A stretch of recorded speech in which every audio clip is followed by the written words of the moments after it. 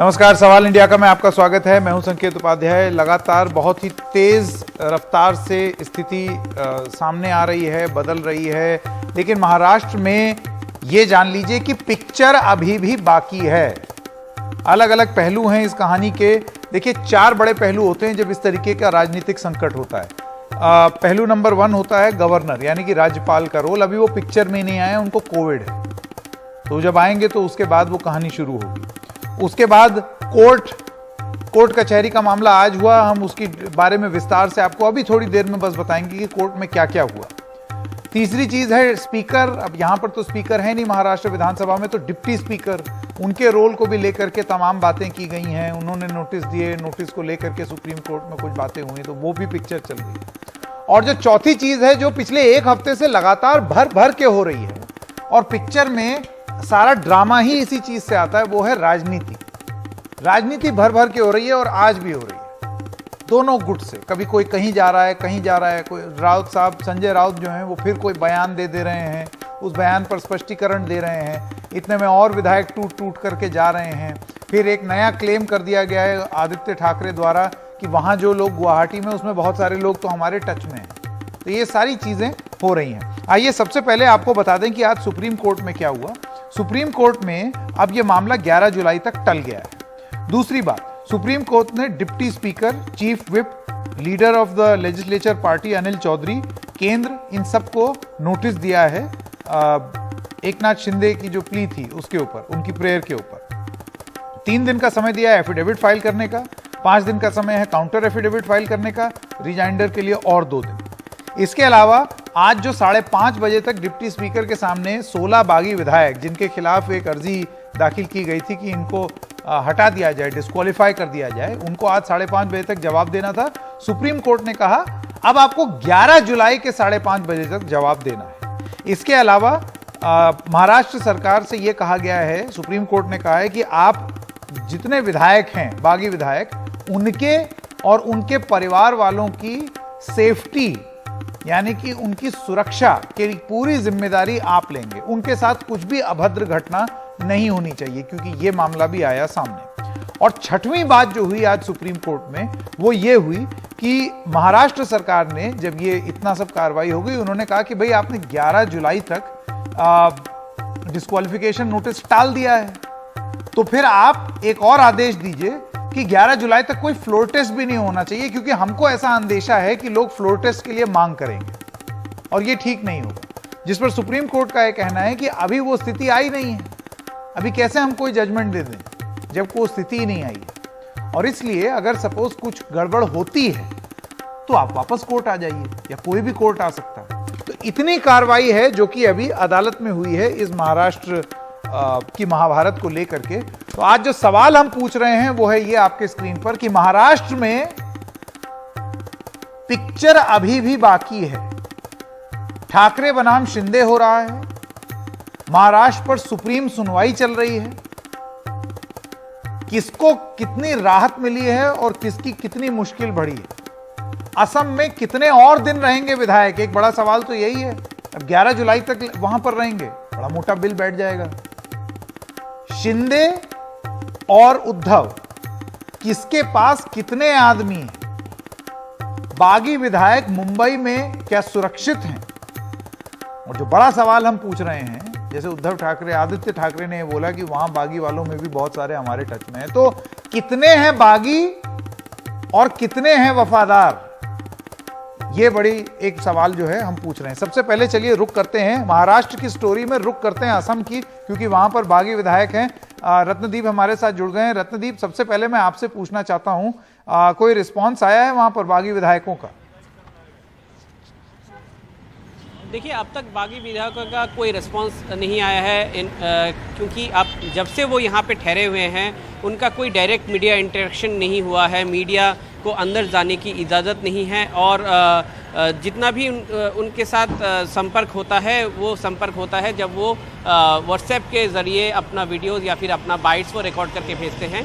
तो डायरेक्ट कोई रिएक्शन नहीं आई है, डायरेक्ट कोई इंटरेक्शन भी नहीं है। मगर सबसे बड़ी जो बात है कि सबसे बड़ी क्वेश्चन जो है कि वो और कितने दिन वो रहेंगे, तो अब तक जो हमें खबर लग रही है सूत्रों के मुताबिक कि जो होटल की बुकिंग है उसको अभी भी बढ़ाया नहीं गया है, एक्सटेंड नहीं किया गया है।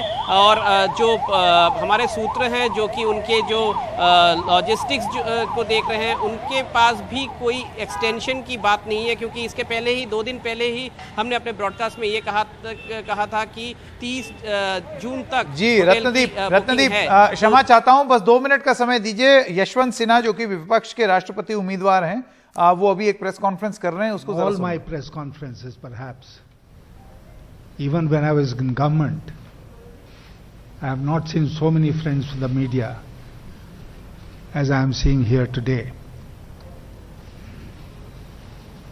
जैसा सुधीन जी ने कहा कि आपके लिए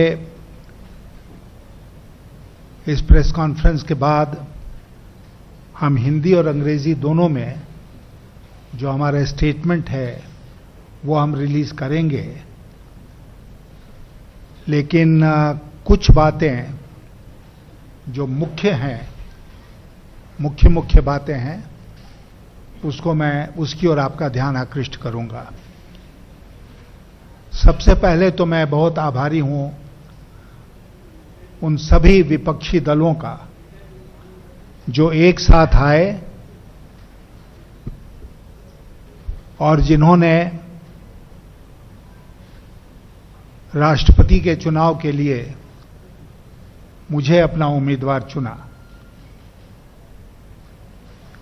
अक्सर ये कहा जा रहा है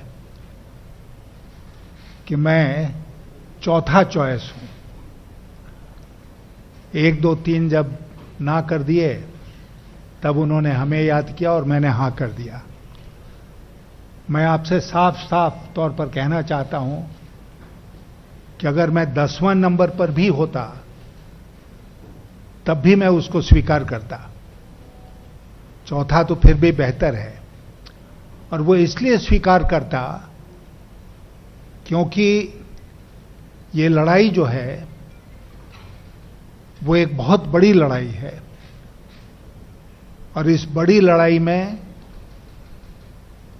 अगर मेरा योगदान छोटा भी है तो मैं बराबर तत्पर रहूंगा उस योगदान को करने के लिए। आप देखेंगे कि हमने अपने बयान में कहा है कि ये 2 व्यक्तियों की लड़ाई नहीं है। अक्सर ये प्रश्न पूछा जा रहा है कि उस तरफ वो हैं, तो इसलिए आप मैदान से हट क्यों नहीं जाते हैं। ऐसी बातें आई हैं। मेरे नाम की घोषणा पहले हुई थी, और मैं आपसे कहना चाहता हूं कि राष्ट्रपति का पद जो है वो इतनी गरिमा और मर्यादा का पद है, it's such a dignified post that it would have been better if there had been only one consensus candidate between the. ये थी प्रेस कॉन्फ्रेंस जो कि चल रही थी यशवंत सिन्हा की, विपक्ष की तरफ से साझा उम्मीदवार। लेकिन बहुत सारे विपक्षी दल ऐसे भी हैं जो द्रौपदी मुर्मू जी को समर्थन कर रहे हैं। तो ये लड़ाई सिंबॉलिक होगी, सांकेतिक होगी, लेकिन लड़ाई होगी जरूर। जल्दी से वापस चलते हैं अपनी मुख्य खबर पर। आशीष भार्गव अब हमारे साथ जुड़ गए हैं सुप्रीम कोर्ट के बाहर से। आशीष, एक एक करके यदि आप हमको बताना चाहें कि आज अदालत में किन किन चीजों पर सुनवाई हुई, किन किन चीजों पर बात हुई, और एक बड़ा महत्वपूर्ण सवाल जो मैं आपसे ये पूछना चाहता हूं कि कई बार यह हवाला दिया गया कि सुप्रीम कोर्ट विधानसभा या संसदीय प्रणाली से जुड़े हुए मुद्दों पर तब तक नहीं आ सकता जब तक कोई ठोस कदम या फैसला ना उठा लिया जाए। इन बातों का भी हवाला दिया गया था। उस पर क्या रहा? क्योंकि यहां तो देखिए नोटिस स्टेज पर ही सुप्रीम कोर्ट ने राहत दे दी इन बागी विधायकों को। पूरा अगर आप एक सिलसिलेवार तरीके से बताएं कि क्या हुआ।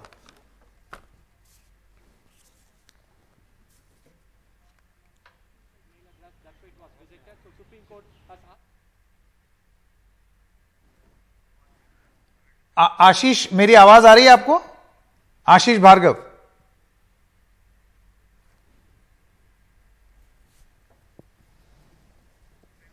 तो आशीष भार्गव को मेरी आवाज अभी नहीं आ रही है। वापस जाने की कोशिश करेंगे उनके पास और उनसे जानने की कोशिश करेंगे। आशीष, अब मुझे बताया जा रहा है कि सुन सकते हैं। सवाल दोहराइएगा। हाँ आशीष, मेरा सवाल यह है कि अगर आप एक सिलसिलेवार तरीके से बता दें कि हुआ क्या था आज अदालत में, और उसके बाद फिर मैं अपना अगला सवाल पूछूंगा।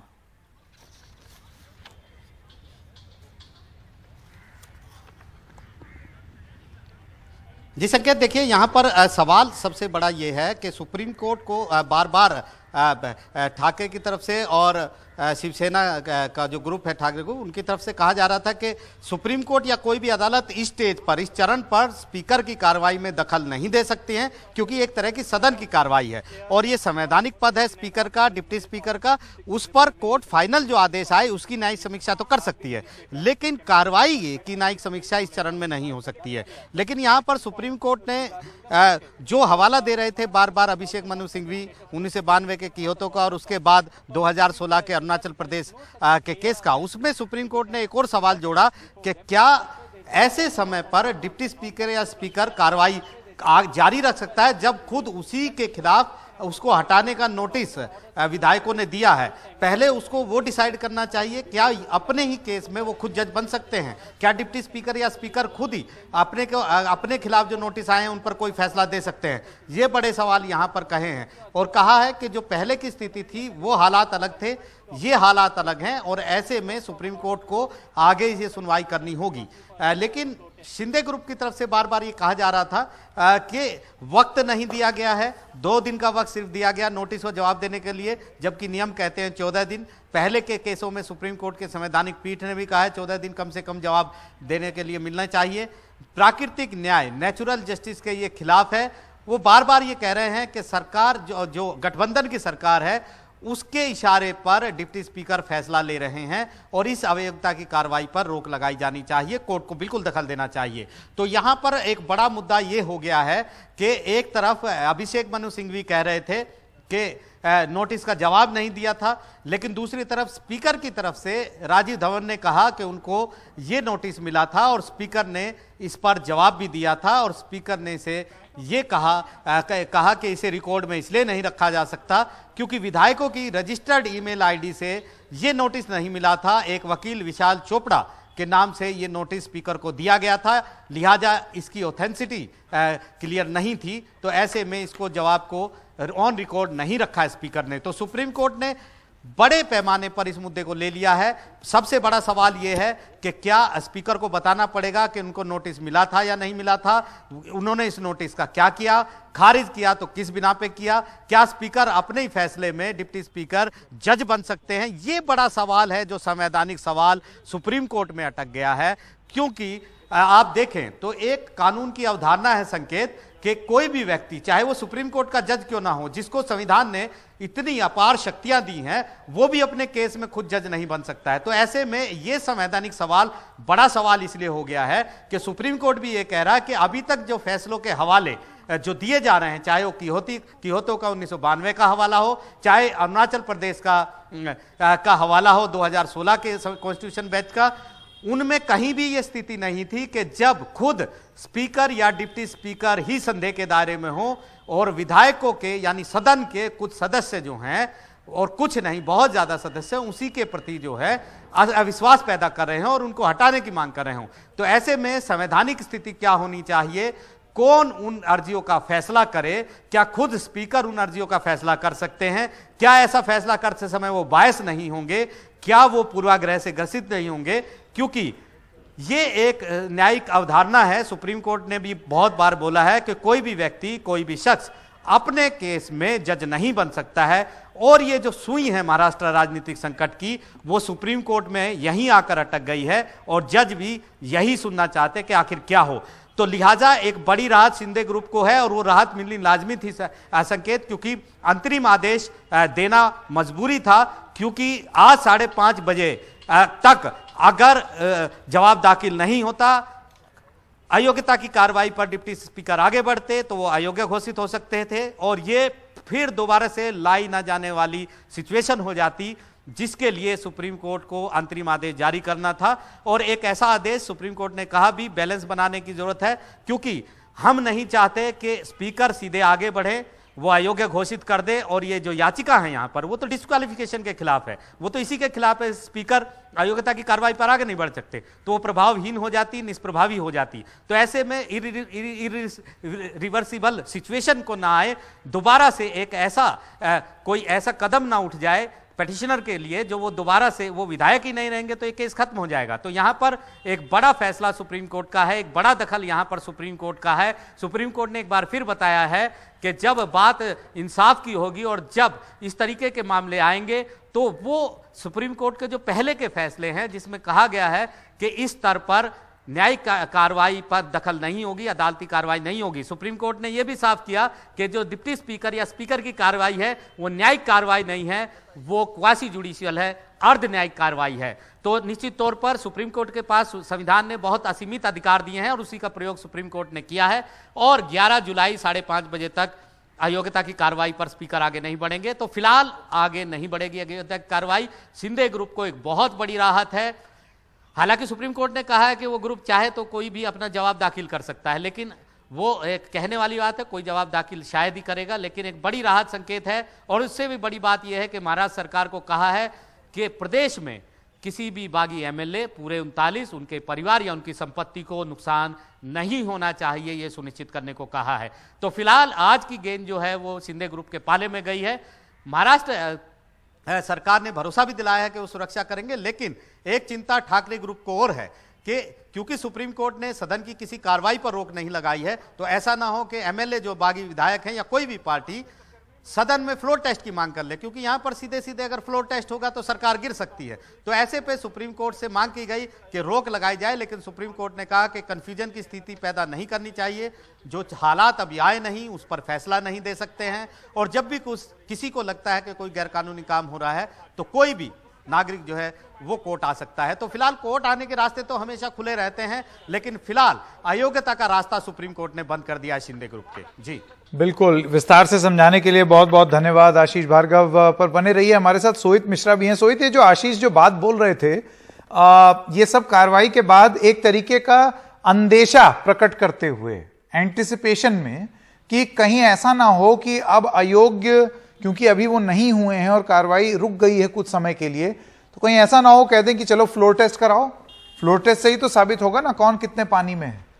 और इस चीज पर सरकार का यह कहना था आप इस पर भी रोक लगाइए 11 जुलाई तक, जिस पर अभी सुप्रीम कोर्ट ने कोई फैसला नहीं लिया है। तो क्या यह माना जाए कि ये एक डर है, एक अंदेशा है कि अब घूम फिर के ये बागी विधायक जो हैं वो फ्लोर टेस्ट की मांग करेंगे, जो कि गलत नहीं होगी, कानूनी प्रावधान है इस बात का। अंत में फ्लोर टेस्ट से ही तय होता है कि सरकार रहेगी या नहीं। संकेत, आपको याद होगा कि शरद पवार भी कह रहे थे कि फ्लोर टेस्ट करवाया जाना चाहिए, संजय राउत भी कह रहे थे फ्लोर टेस्ट करवाया जाना चाहिए, और कह रहे थे कि आप मुंबई आइए फ्लोर टेस्ट कराइए। लेकिन आज उनके ही वकील जो हैं अदालत में कहते हैं कि ये फ्लोर टेस्ट की मांग ना करें, उस पर भी आप रोक लगा दें।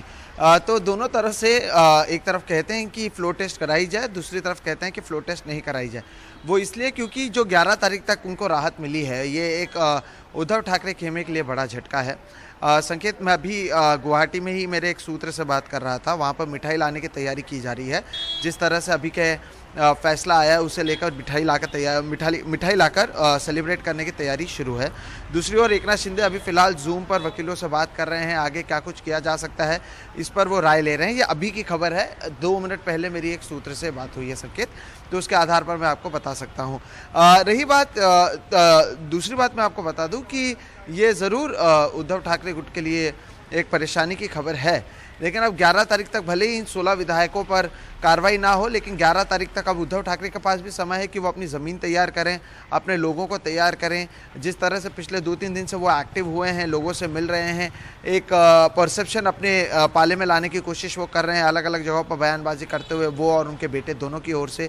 तो उनके पास भी एक मौका तब तक मिल जाता है संकेत, लेकिन वो एक्सपेक्ट ज़रूर कर रहे थे कि आज शाम 5:30 बजे तक अगर जवाब नहीं आता है तो इन 16 विधायकों पर कार्रवाई होगी, लेकिन वो फिलहाल होता हुआ नज़र नहीं आ रहा है। कल ही मैंने एक जानकारी भी दी थी, दरअसल 2 जानकारी दी थी। एक जानकारी ये दी थी कि जितने भी मंत्री एकनाथ शिंदे के साथ वहाँ पर गए हुए हैं गुवाहाटी, उनके पोर्टफोलियोज ले लिए जाएंगे। आज वही हुआ है, उनके सभी पोर्टफोलियोज़ को लिया गया है। यानी वो अभी जीआर या दूसरे कोई किसी भी तरह के निर्णय, क्योंकि वो मंत्री बने हुए थे, वो अब निर्णय नहीं ले सकते हैं। अब वो उद्धव ठाकरे ने अपने अपने लोगों को अपॉइंट किया हुआ है, वही तय करेंगे कि क्या निर्णय लेना है अलग अलग पोर्टफोलियो में। दूसरी बात, अब डिप्टी स्पीकर को भी देखना होगा कि क्योंकि उनके खुद के ऊपर अविश्वास प्रस्ताव चल रहा है, इस पर क्या कुछ किया जा सकता है, इस पर अब उद्धव ठाकरे खेमे को भी बैठकर फैसला करने की ज़रूरत है। लेकिन इस सबके भी संकेत मेरे जो एक दूसरे सूत्र हैं, अब तक टचवुड कोई सूत्र मेरा गलत नहीं हुआ है, लेकिन एक सूत्र ये भी है जो कह रहे हैं कि लगभग 20 विधायक ऐसे हैं एकनाथ शिंदे गुट में जो वापस से उद्धव ठाकरे से संपर्क करने की कोशिश कर रहे हैं। वो क्यों? क्योंकि अभी जो नियम है, कल जिस तरह से अरविंद सावंत ने भी बात किया है, उसमें ऐसा कहा जा रहा है कि जो नियम कहता है भले आपके पास 2/3 से ज़्यादा लोग हों, आप अपनी पार्टी, खुद की पार्टी से घोषित नहीं कर सकते हैं, आपको किसी ना किसी पार्टी में मर्ज करना होगा। फिलहाल उनके पास 2 ऑप्शन है, या तो बीजेपी में मर्ज कर लें जिसके साथ लोग जाने को तैयार नहीं है, दूसरी एक पार्टी है प्रहार पार्टी। प्रहार पार्टी दरअसल बच्चू कडू की पार्टी है जो एकनाथ शिंदे के साथ वहाँ पर मौजूद है, एक छोटी सी रीजनल पार्टी है और कई सारे विधायक नहीं चाहेंगे कि वो प्रहार पार्टी में जाएं। इन विधायकों को अब तक ये लग रहा था कि जो शिवसेना का लोगो है या शिवसेना पार्टी है वो इनकी हो सकती है और इसलिए भी वो यहाँ पर मौजूद हैं और उनको लग रहा था कि एकनाथ शिंदे के पास वो सारी डिसीजन आ जाएंगे, लेकिन अभी तक ऐसा हुआ नहीं है। तो कुछ ऐसे डरे हुए हैं जिन्हें पता है कि वो शिवसेना के ही लोगों पर जीत कर आ सकते हैं, वो एक बार फिर से संपर्क करने की कोशिश कर रहे हैं उद्धव ठाकरे खेमे को। तो ये एकनाथ शिंदे के लिए भी अच्छी खबर नहीं है, इसलिए भी वो जल्द से जल्द कोई निर्णय लेने की कोशिश कर रहे हैं। उन्हें भी पता है कि अगर उद्धव ठाकरे के जो कल तक करीबी थे, अगर वो एकनाथ शिंदे के पास आ सकते हैं तो ये भी संभव है कि जो एकनाथ शिंदे के करीबी हैं वो उद्धव ठाकरे के पास आ सकते हैं। तो दोनों तरफ से लड़ाई संकेत जारी है, ये साइकोलॉजिकल लड़ाई भी है, ये अदालत में तो लड़ाई चल ही रही है, ये परसेप्शन की लड़ाई भी है। और अब जिस तरह से 11 तारीख का समय मिला है तो इसमें और भी कई सारी चीज़ें होंगी। इसके बीच में अब जिस तरह से गवर्नर ने परसों भी सिक्योरिटी दी है, गवर्नर भी अभी धीरे धीरे एक्टिव हो रहे हैं। बीजेपी की भी एक बैठक आज शाम को 5 बजे देवेंद्र फडणवीस के बंगले पर होने वाली है। तो अलग अलग खेमों में अलग अलग बैठकों का दौर जारी है और जो रणनीति बनाई जाएगी संकेत, उसी के आधार पर आगे का फैसला लिया जाएगा। लेकिन जितना कुछ टीवी पर दिख रहा है उससे कहीं ज़्यादा संकेत मैं आपको बता दूं कि गुवाहाटी के होटल और फ़ोन के जरिए हो रहा है और दोनों कैंप कोशिश कर रहे हैं अपने आप को मजबूत करने की। इसमें तो कोई दोहराई ही नहीं है, इसीलिए तो हमने ये लिखा है कि महाराष्ट्र में पिक्चर अभी बाकी है। और जितना सोहित बता रहे हैं, सोहित आपके सूत्र एकदम बिल्कुल टॉप पर रहे हैं और संभवतः इस बार भी बिल्कुल भी गलत नहीं होंगे। महाराष्ट्र में पिक्चर अभी भी बाकी है। आशीष भार्गव और सोहित मिश्रा, आप दोनों का बहुत बहुत धन्यवाद। एक छोटे से ब्रेक के लिए रुक रहे हैं, ब्रेक के बाद जब आएंगे तो इस पर एक छोटी सी बहस शुरू करेंगे।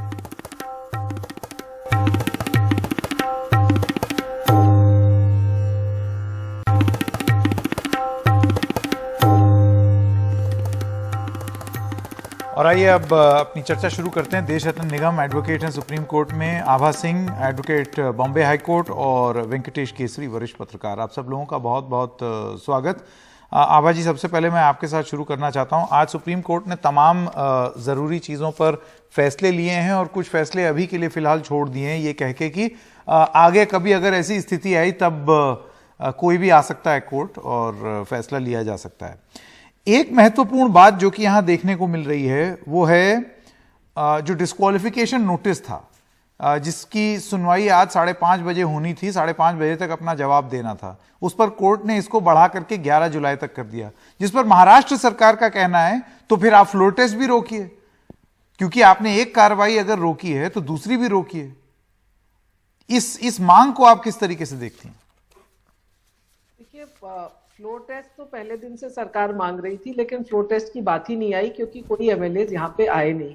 तो अगर इस तरह से 5 दिन का समय दिया गया है तो महाराष्ट्र सरकार भी कोई गलत उस पर नहीं है अगर वो कहती है कि आप सब चीजों को 5 दिन टालिए, क्योंकि पहले आप ये डिस्क्वालिफिकेशन का जो मुद्दा है इसको डिसाइड करिए। लेकिन सबसे बड़ा मुद्दा ये आ जाता है कि आज जब सुप्रीम कोर्ट इंटरफियर करता है तो फिर वो जो है नेबम रबिया वर्सेस डिप्टी स्पीकर में जो पहले से एक स्टैंड रहा है कि जब स्पीकर का डिस्क्वालिफिकेशन डिस्क्वालिफिकेशन हो जाएगा, उसके बाद कोर्ट की प्रक्रिया शुरू होगी। तो एक वो पोजीशन आज फर्क हो जाती है। बाद में ये जो शिंदे का रेजोल्यूशन है, नोटिस ऑफ मोशन था डिस्क्वालिफिकेशन का, आप ये देखिए जो 179 ऑफ द कॉन्स्टिट्यूशन जो आर्टिकल, अगर रिमूवल ऑफ स्पीकर जो कहता है, वो कहता है ये रेजोल्यूशन आपका असेंबली में होना चाहिए। तो ये असेंबली क्या गुवाहाटी में कॉन्स्टिट्यूट हो रही है या महाराष्ट्र के फ्लोर पे आके होगी? तो आज का मुझे लगता है बड़ा ही स्टैंड जो है पूरे कॉन्स्टिट्यूशन को हिला के रख देगा। बहुत आसान नहीं है, क्योंकि ये छठे स्टेट की सरकार होगी जो पावर अगर आप बिना चुनाव लड़े ले लेते हैं तो एक गलत प्रेसिडेंट शुरू हो रहा है। अरुणाचल प्रदेश का जो सिस्टम था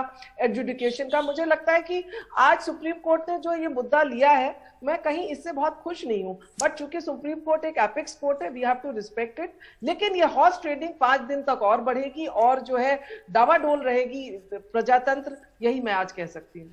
जी, देशरत्न निगम जी, मैं आपके पास आना चाहता हूं। देखिए, एक सवाल ये भी पूछा गया कि क्या डिप्टी स्पीकर अपने ही खिलाफ जो प्रस्ताव था उसको रिजेक्ट कर सकते हैं?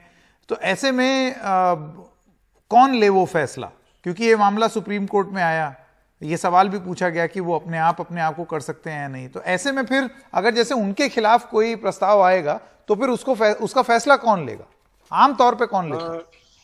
संकेत जी, ये फैसले सारे जैसे ही असेंबली बुलाई जाती है उस वक्त वहां पर लिए जाएंगे। उनके खिलाफ नो कॉन्फिडेंस मोशन है, उस पर वोटिंग होगी। ये सब असेंबली के अंदर ही होंगे, फ्लोर पे होंगे, और ये सेटल्ड लॉ है, इसमें कोई नई बात नहीं है। तो इसलिए इसमें मैं ये मानता हूं कि कोर्ट ने जो आज एक तो समय बढ़ाया है, वो इसलिए दिया है क्योंकि इनको सिर्फ 2 दिन का समय दिया गया था, वहां पर कम से कम 14 दिन या 7 दिन का समय चाहिए होता है, तो वो बढ़ना ही बढ़ना था।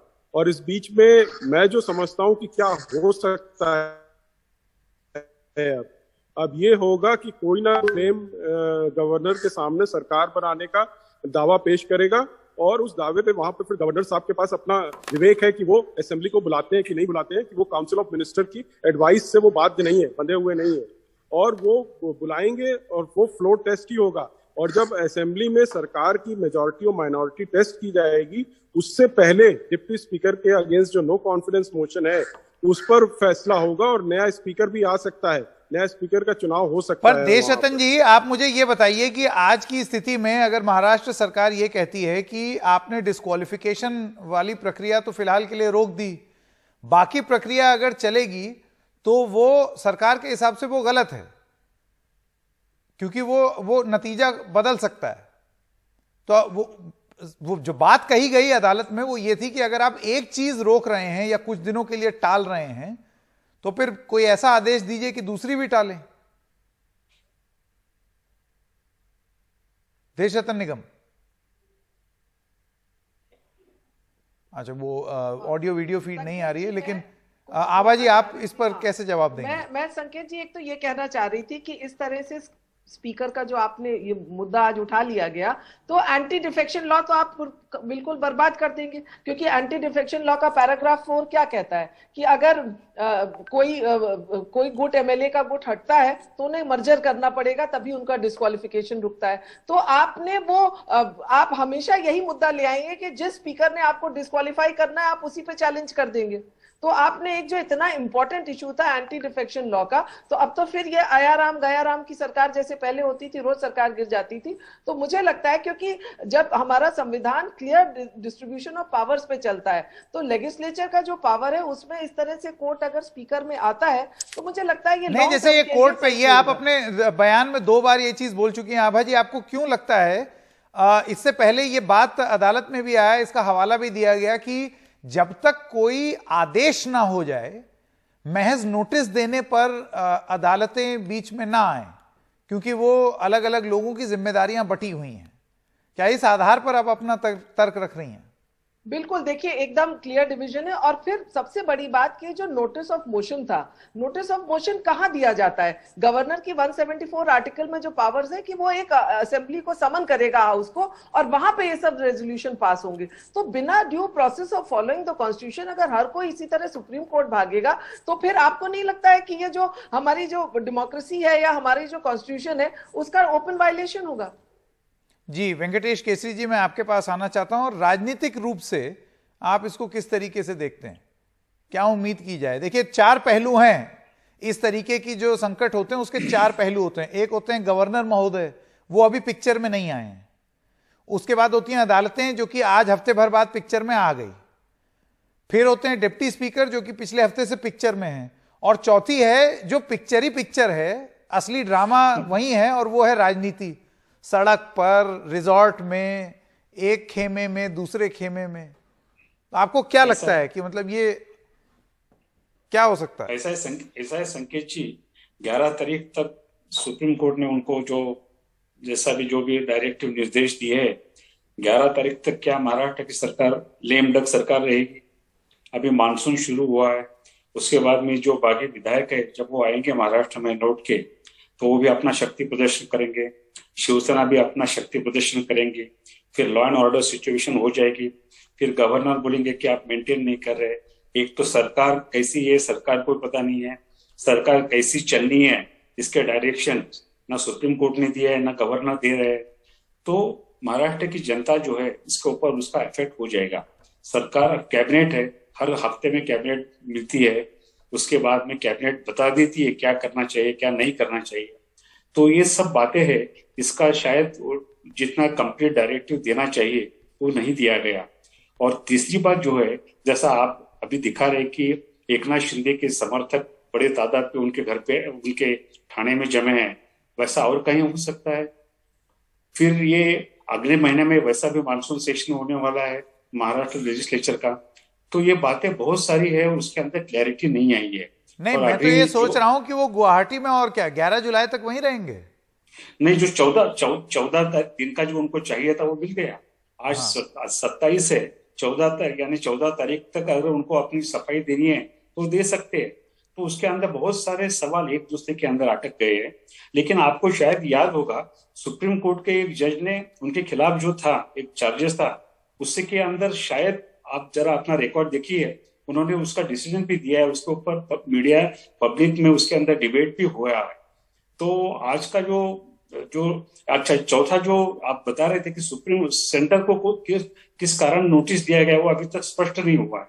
आपने 4 एंगल तो बता दिए, लेकिन सेंटर को क्या नोटिस दिया सुप्रीम कोर्ट ने, वो अभी तक क्लियर नहीं हुआ है।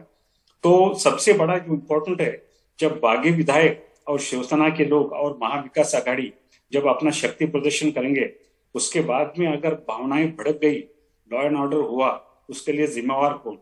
और ये क्या 14 दिन में कैबिनेट हो सकती है, सरकार फैसले ले सकती है और पॉलिसी नहीं, पर ये तो गारंटी दी है ना महाराष्ट्र सरकार ने कि लॉ एंड ऑर्डर के लिए हम जिम्मेदार हैं।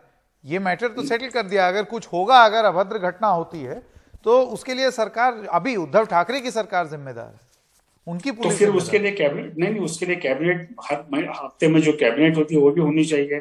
क्योंकि 2 दिन पहले बीजेपी ने क्रिटिसाइज किया था कि सरकार डिसीजन ले रही है जीआर निकाल के या गवर्नमेंट ऑर्डर निकाल के, जीओ निकाल के, जैसा भी हो, तो फिर वो सरकार डिसीजन ले सकती है क्या नहीं ले सकती है? तो फिर इसमें तो बहुत सारे पहलू हैं ना। देशरतन निगम जी, आप बताइए, अगर सरकार के कुछ अंग जा करके रिजॉर्ट में बैठ जाएंगे और उसके बाद फिर ये बोला जाएगा कि फैसले क्यों ले रहे हो, क्योंकि लोग तो हैं ही नहीं, तो फिर इसको कैसे सुलझाया जाए?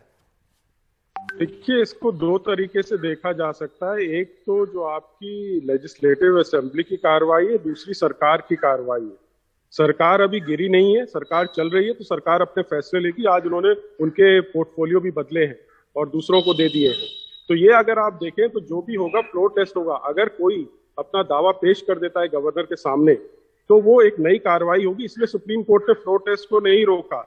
अगर वो कोई गलत इस्तेमाल करते हैं गवर्नर, तब वो जुडिशियल रिव्यू पे आ जाएगा। एसआर बुम्मई का केस है, नाबिया रिबम का केस है, इस तरह के बहुत सारे केस है, सरकारिया कमीशन की रिपोर्ट भी है।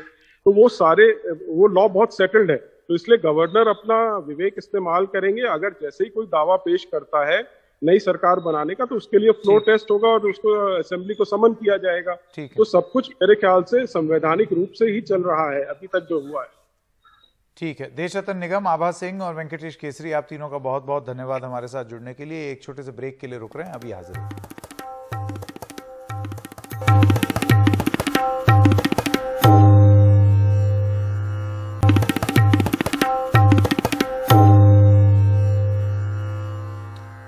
और शिवसेना सांसद संजय राउत ने आज अपने उस बयान पर सफाई दी जिसमें उन्होंने कहा था कि ये जो 40 लोग वहां यानी गुवाहाटी में हैं वो जिंदा लाशों के समान हैं। आज राउत ने कहा कि बागी विधायकों का ज़मीर जो है वो मर गया है। आगे उन्होंने कहा कि गुवाहाटी के होटल में बैठा हर आदमी हमारा करीबी है और अगर शिंदे के पास 50 विधायक हैं तो ताकत दिखाएं। जो लोग 40-40 साल से पार्टी में रहते हैं और भाग जाते हैं, उनका जमीर मर गया, आत्मा मर गया है, तो क्या बचता है? जिंदा लाश, जिंदा लाश, जिंदा कौमें। ये शब्द राम मनोहर लोहिया साहब का है। जिंदा कौमें 5 साल तक इंतजार नहीं करती, ये किसने कहा है? ये राम मनोहर लोहिया ने कहा है। तो ये शब्द नया नहीं है महाराष्ट्र और देश के लिए। मैंने किसी की आत्मा और भावना को ठेस पहुंचाने का प्रयास नहीं किया है। मैंने सिर्फ सत्यता कही है कि आपका जमीर मर गया है, इसलिए आपके सिर्फ आप जिंदा लाश बन गए।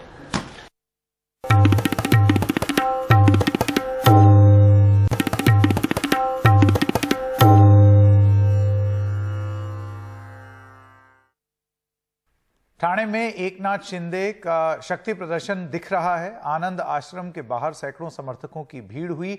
एहतियातन सुरक्षा के पुख्ता इंतजाम कर लिए गए। अब तक का शिंदे का सबसे बड़ा शक्ति प्रदर्शन कहा जा रहा है। ये शिवसेना के ही विभाग प्रमुख, नगर सेवक, प्रदर्शन के आयोजक बताए जाते हैं। आपको ये भी बता दें कि पहले ही ठाणे में 8 जुलाई तक धारा 144 लगाई गई है। शिवसेना जो है वो बाला साहब ठाकरे जी की है और हम जो है वो शिवसैनिक आज भी इतने बड़े पैमाने पर जो है वो शिवसैनिक यहाँ पर आए हैं और हम लोग सभी लोग आज जो है दिघे साहब के समाधि पर जो है वो दर्शन करें। ये बगावत नहीं है, ये लोगों को जो चाहिए वो महाराष्ट्र के जो लोगों को चाहिए, जनता को चाहिए, वो जो है वो आज एकनाथ शिंदे साहब के नेतृत्व में जो है वो सभी एमएलए लोगों ने किया है।